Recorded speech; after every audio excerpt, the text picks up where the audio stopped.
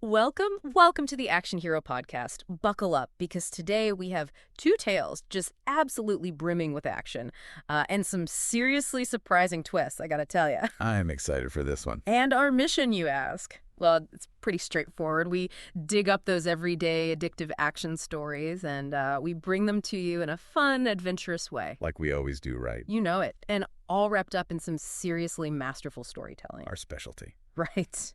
You won't be able to resist. I know I can't. And if you dig the ride today, please do rate and follow the show so you never ever miss another epic adventure. Speaking of epic adventures, Yes. we have a pretty fascinating pairing for you today. Mm, Two scenarios that, honestly, on the surface couldn't be more different, right.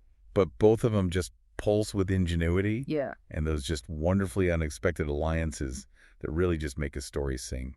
You know, Totally. it'd be great. First up, we're going to set the scene in a classic fantasy world. Think knights, magic, the whole shebang. But just imagine with me, okay, a seismic shift about to rock the very foundations of this realm, all thanks to one revolutionary invention. Ooh, I love it already. We're talking Goblin Uprising, Oh, wow. ignited by something no one saw coming. Gunpowder? Oh, no. And a wizard who decided to throw his lot in with the little guys. I am intrigued. Picture a humble goblin, not armed with your typical rusty sword or whatever, but with a crude device Interesting. that promises explosive change. Can't wait. It's going to be wild. That is such a compelling subversion of all those traditional fantasy tropes that we're so used to. Right. Introducing gunpowder into this type of setting Yeah. immediately forces us to just completely reconsider the established power dynamics. You know, like what possibilities might this open up? It really flips the script. It does. Right. Big time. Now get ready for a complete change of pace. Okay. We're leaping forward centuries, ditching the mystical for now, and we find ourselves in a creaky, centuries-old ancestral manor. I love a good manner. But this isn't your typical ghost story. The Oh. threat is very much alive. Modern-day thieves. Oh, yeah. And the defense of this historic home rests on the shoulders of the most unlikely duo imaginable. Okay, picture this. A bumbling spectral resident Okay. teaming up with his no-nonsense, sharpshooting Texan descendant. That is amazing. Talk about a clash of worlds. The juxtaposition of the ethereal and the utterly practical is just immediately intriguing. It's going to be great. How will these two, like, vastly different perspectives and skill sets combine when faced with a tangible threat like this? So for today, our aim is to explore how these two seemingly disparate scenarios, goblins wielding gunpowder and a ghost Texan team, both highlight just incredible resourcefulness, Yeah. those out-of-left-field partnerships that you just wouldn't predict, Right. and the earth-shattering impact of challenging the status quo. Love it. So let's jump right into that first story. Yeah, let's do it. All right, so picture this little goblin named Fizzik. Okay. He's a tinkerer, always fiddling with bits and pieces. I like him already. You know, forget your standard magical artifacts and all that. Right. His big idea, a hollowed-out tree branch. Hmm. Pretty basic, right? Yeah. But crammed full of his own homemade gunpowder. Oh, wow. You've got to imagine the scene. This Yeah. unassuming creature Okay. holding this rudimentary explosive, Okay. knowing it's potentially their only chance against their human oppressors. That's so cool. It's pretty awesome. The simplicity of Fizzik's invention, contrasted with the kind of advanced weaponry we might expect in a fantasy setting, really speaks volumes about the resourcefulness born from necessity. Exactly. What immediate impact did this have on their situation? The first real test happens down in the mine shaft, and it is chaotic. Oh, boy. Fizzik isn't even trying to, take anyone out directly. He's aiming for the support beams. Okay.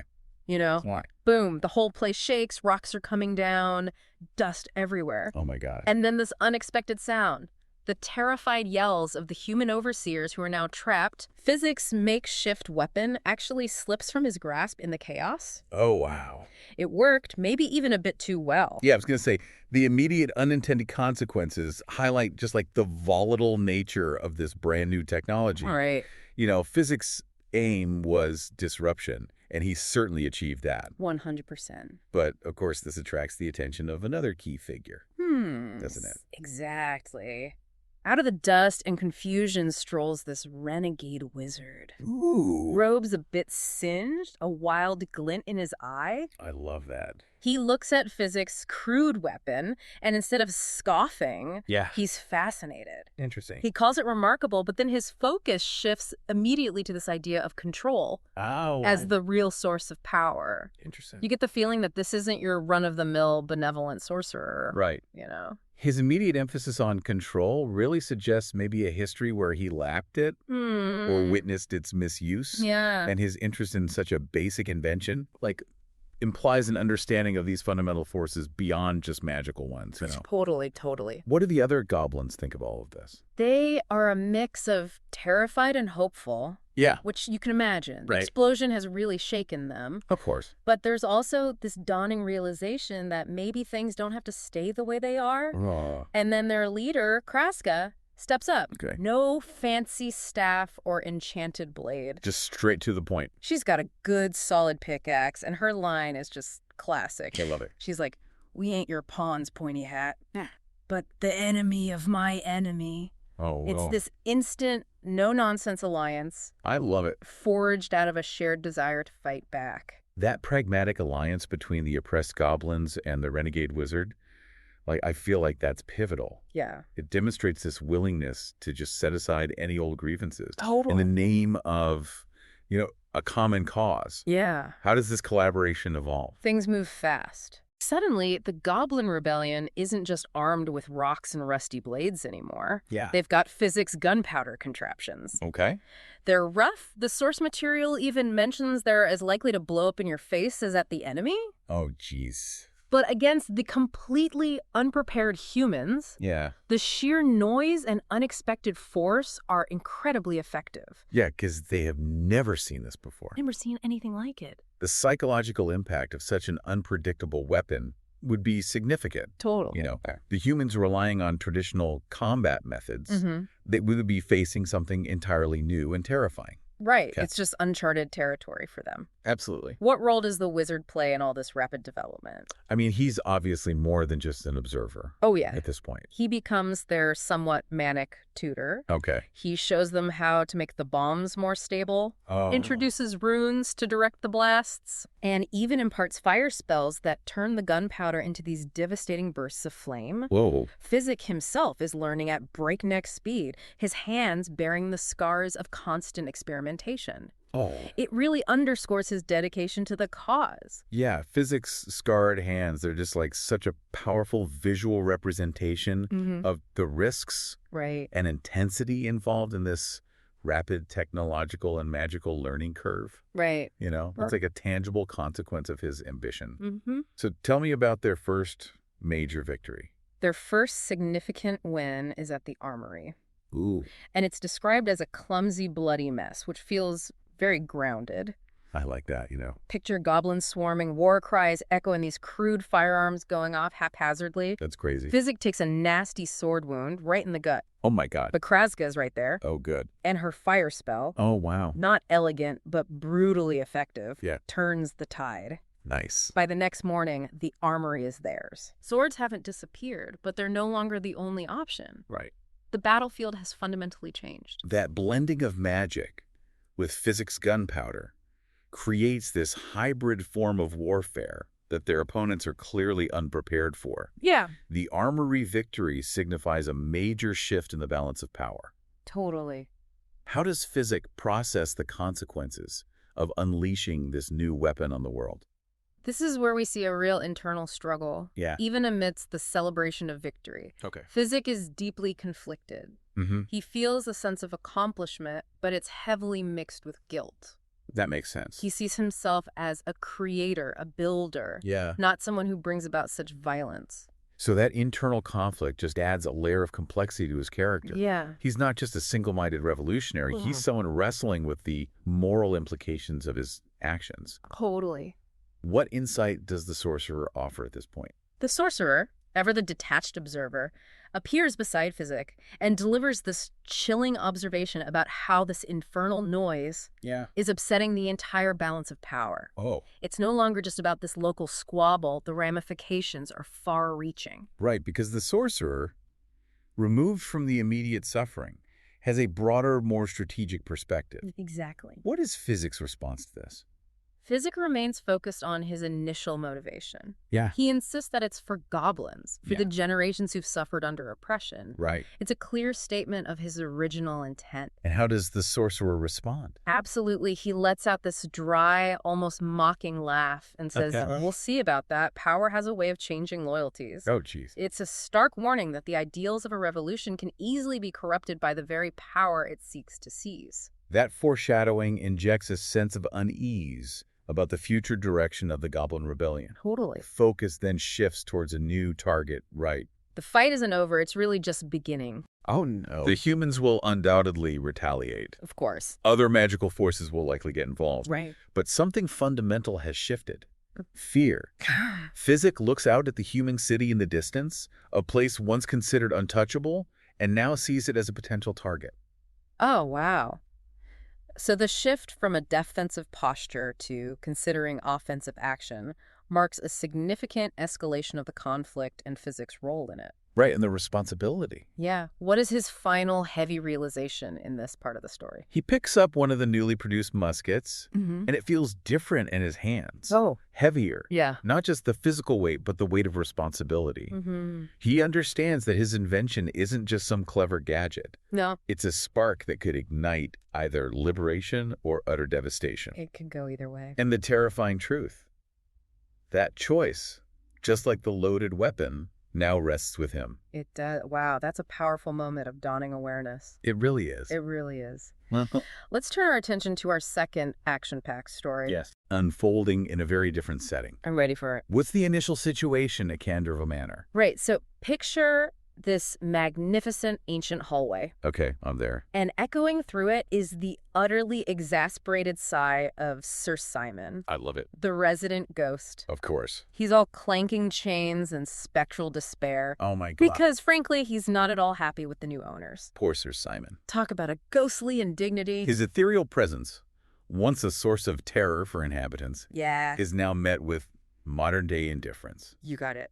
This immediately establishes a humorous shift in the traditional ghost story dynamic. 100%. And so who is this descendant who arrives on the scene? Enter Ginny Canterville, a direct descendant, 5 generations removed, Okay. and a proud Texan. I like her. Her reaction to Uncle Simon's ghostly moaning is just perfect. Okay. A very practical, dang it, Uncle Simon, you're getting ectoplasm all over my rifle. Oh my God. Jeans, boots, lever action in hand. She's the embodiment of down-to-earth pragmatism crashing into centuries of spooky tradition. I love that. The contrast is instant and laugh-out-loud funny. I can imagine. You know? The arrival of Ginny, with her just no-nonsense attitude and modern weaponry, sets up an immediate and engaging clash of cultures within the old manor. Yeah. What brings these two very different relatives together? The age-old motivator. A common enemy. Of course. In this case, a group of rather determined thieves. Oh, no. And these aren't just petty burglars. Okay. They seem to be specifically targeting the family's valuable heirloom artifact. Oh, wow. So this shared heritage Yes. and the fierce desire to protect it Mm-hmm. forms this incredibly unlikely alliance between the spectral Sir Simon Yes. and the very solid Ginny. It really does. I love that. It's great. So despite their vastly different states of being and worldviews, Right. they find common ground in defending their family's legacy. They do. What makes Ginny suspect these new owners are after more than just the paintings? Ginny's got that classic Texan intuition. So- She's not buying the, we're just here for the art routine. No. She notices one of them keeps glancing towards the heavily reinforced vault, Mm, not really paying attention to the artwork on the walls. interesting. Her gut tells her the real treasures are locked away downstairs. It does. This keen observation highlights Ginny's sharp mind and her proactive nature. Totally. How does Sir Simon react to this very modern threat, given his long history of scaring off unwanted guests? Oh, he's utterly bewildered. Oh, no. He wails about how he's haunted this manor for 5 centuries and never once failed to terrify an owner into fleeing. Oh, my. He even tries his classic rattling chains and moaning routine, Yeah, phases through a few walls for dramatic effect. right. But these modern art enthusiasts just politely step around him, Oh, no. completely Oh, unfazed. my gosh. He actually laments that modern people have no respect for proper haunting. Oh, Sir Simon. It's so funny. That's too funny. His traditional methods of spectral intimidation are rendered completely ineffective by the modern world's lack of superstition. I know. It's not scary anymore. It's not. This underscores the need for a completely different approach to protecting the manor. It does. How does Ginny view her ghostly ancestor in this predicament? Well, she's obviously got a plan. Oh, yeah. I can sense it. Ginny, ever the problem solver, Yeah. sees Simon not as some terrifying phantom, Yeah. but as a resource. Right. She flat out tells him, you got your ghosty talents and I got mine. Oh. Then she gives her rifle a reassuring pat. All over her. Together, we might just have a chance. Oh, my God. It's a very business-like approach to paranormal partnership. It is. Her pragmatic view of Sir Simon, treating him almost as a strategic asset, really marks a significant departure from the traditional fear associated with ghosts. Yeah. This shift in perspective is crucial to their unconventional alliance. What kind of plan do they come up with to deter these thieves? It's a delightfully devious plan. Okay, I'm ready. They decide to combine Simon's ghostly abilities with Ginny's expert marksmanship to create this escalating series of unsettling events. I love it. The goal is to make the manor seem utterly chaotic and undesirable to both the potential buyers and the lurking thieves. Oh, that's fantastic. A collaborative strategy that leverages their unique and contrasting skill set. Exactly. Can you give us some details on how they execute this plan? Absolutely. Okay. Ginny takes on the role of the unseen sharpshooter, Oh. and she's incredibly precise. That. She starts putting these perfectly placed warning shots into the supposedly priceless paintings, just enough to cause alarm and suggest damage, Okay. but without completely destroying them. Oh, smart. Meanwhile, Simon, guided by Ginny's whispered instructions and surprisingly tactical mind, Yeah. becomes this poltergeist unleashed, I love it. flying silverware. Oh, my gosh. Cryptic messages scrawled in what looks like blood, No. but is actually a very convincing concoction of fruit punch, which I find particularly amusing. Well, that's amazing. Just general orchestrated mayhem designed to make the manor seem utterly unlivable. Oh, that's so good. The art snobs are completely baffled by the escalating weirdness. I love it. I mean, The combination of subtle physical alterations and overt supernatural disturbances creates a multi-layered defense it really does. that targets both the tangible and the psychological. It's a remarkably clever and coordinated effort. I know, right? What is the immediate outcome of their initial actions? So does it work? It works like a charm. I knew it. Potential buyers take one look at the damaged artwork Okay. and experience the ghostly shenanigans firsthand. Right. And they flee. Yeah. Get out of there. The thieves' carefully laid plans are thrown into utter disarray. Oh, that's great. Simon, for the first time in what feels like centuries, feels a sense of purpose. Yeah. And even earns a nod of grudging approval from Ginny, Oh, that's so sweet. which he soaks up like spectral sunshine. I love it. It's like he's finally found his niche in the modern world. Oh. It's very sweet.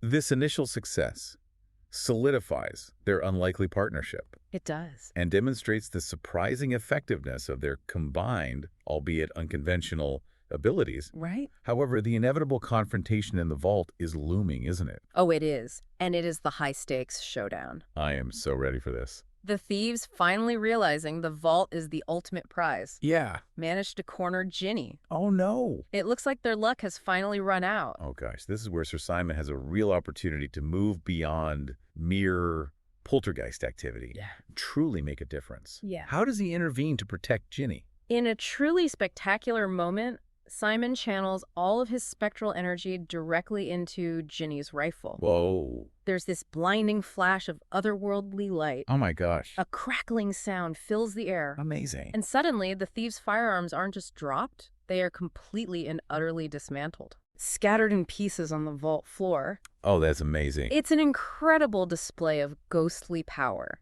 It really is. used in the most unexpected and effective way. I love it. It's great. A creative and decisive application of his ethereal abilities, Yeah. directly augmenting Ginny's more grounded skills at the crucial moment. Totally. What is Ginny's typically Texan reaction to this supernatural assisting? Pure, unadulterated Texan triumph. I love it. She lets out a whoop and declares something along the lines of, "Don't reckon you city slickers have ever tangled with a Texas ghostbuster before."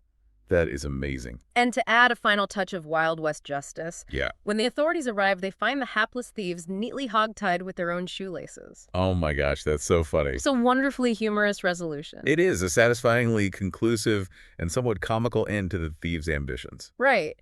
How does this experience alter Sir Simon's perspective on the living world? Oh, this is going to be good. He's genuinely impressed by Ginny's sharpshooting skills. He actually admits that maybe this sharpshooting contraption isn't quite so barbaric after all. Oh, wow. It's a monumental shift for a 500-year-old ghost to appreciate a modern firearm. I bet it is. Yeah. A clear sign of his adaptation. Right. And his newfound respect for Ginny's very different talents. Yeah. And what about Ginny's final thoughts on their collaborative success? Ever the pragmatist, she offers a slightly grudging compliment, acknowledging that they actually made a pretty good team. Yeah. But then she immediately lays down the ground rules for future ghostly operations. But next time, Uncle Simon, less with the moaning, more with the recon. Oh my God. Classic Ginny. I love her. It's so good. A clear indication that their partnership, while successful, will continue to be defined by their contrasting personalities and approaches. 100%. What is the long-term impact on Canterville Manor? Well, word of the haunted manor, now with the added bonus of a rifle-toting Texan guardian, spreads like wildfire, which is excellent for deterring any future unwanted attention, be they buyers or burglars. Of course. The Cantervilles, both spectral and very much alive, remain as its very unconventional protectors. It's perfect. And as for Sir Simon's ancient curse of eternal haunting, with Ginny around, eternity is starting to sound like it might actually be interesting. Oh, wow. It seems their combined efforts not only safeguarded the manor, but also injected a new and dynamic element into Sir Simon's afterlife. Totally. That's fantastic. As we conclude these two action-packed narratives, what key insights stand out to you? Okay, so we've journeyed through the explosive rebellion of the Goblin gunners and the spectral firearm defense of Canterville Manor. We have. What really grabs me is the sheer unexpected nature of the heroes in both stories. Right. You know, a humble goblin inventor, a bumbling ghost. Definitely not your typical action heroes, right? Precisely. Both stories beautifully illustrate how heroism can emerge from the most unlikely individuals and circumstances. What specific aspects of these narratives resonate with you regarding resourcefulness and collaboration? For me, it's the sheer ingenuity that springs from desperation. Fizzik, facing oppression, doesn't just accept his fate. No. He literally engineers a way to fight back using the limited resources available to him. Exactly. And in the second story, it's the incredible strength found in the most surprising partnerships. Yes. Who would have ever thought a ghost and a Texan sharpshooter could be such an effective, if hilariously mismatched, team? Indeed, both of these scenarios underscore how individuals and groups, when confronted with seemingly insurmountable odds, can harness their unique strengths, whether it's a knack for tinkering or ethereal abilities combined with sharpshooting, to challenge the established order. Totally. So here's something to consider, our fantastic listener. Okay. Take a moment to think about your own life. Okay. What seemingly unrelated skills or unexpected allies might hold the key to tackling your own challenges? I like that. What's your metaphorical gunpowder? Yeah. Or ghostly assistance that you might not have even considered? Great question. Perhaps it's time to look beyond the obvious sources for your own potential action hero moments. A thought-provoking question that encourages us to reconsider our own capabilities. Right. And the potential of the unexpected connections around us. You got it. I like it. That's all the action we have for you today on the Action Hero Podcast. Sad to see it go. We hope these stories have sparked your imagination and maybe even inspired you to see the hero within yourself. Me too. Don't forget to rate and follow for more thrilling adventures and explosive stories coming your way. Until our next adventure, stay heroic. Stay